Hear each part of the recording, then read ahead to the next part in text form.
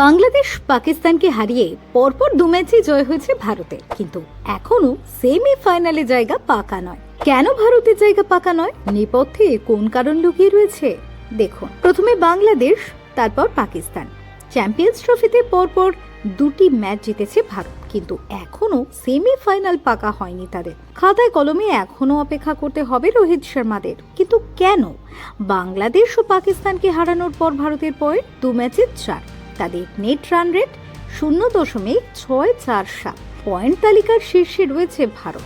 দ্বিতীয় স্থানে নিউজিল্যান্ড, তাদের পয়েন্ট 1 ম্যাচে 2। Net run rate 1.200। 3 নম্বরে বাংলাদেশ, একটি ম্যাচ খেলে তাদের পয়েন্ট 0। Net run rate 0.408।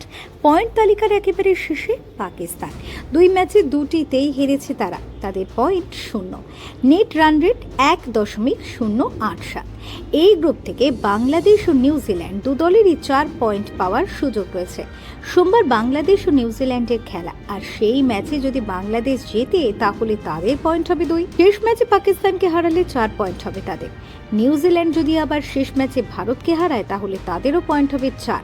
সেক্ষেত্রে 3টি দল 4 পয়েন্টে শেষ করবে। তখন নেট রান রেটে ঠিক হবে যে কোন 2 দল সেমিফাইনালে যাবে।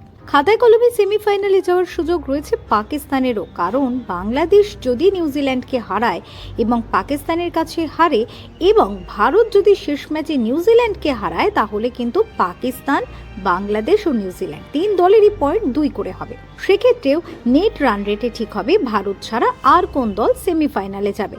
কিন্তু যদি বাংলাদেশ এই দিন নিউজিল্যান্ডের কাছে হেরে যায়, তাহলে ভারতের পাশাপাশি নিউজিল্যান্ডেরও 4 পয়েন্ট হবে।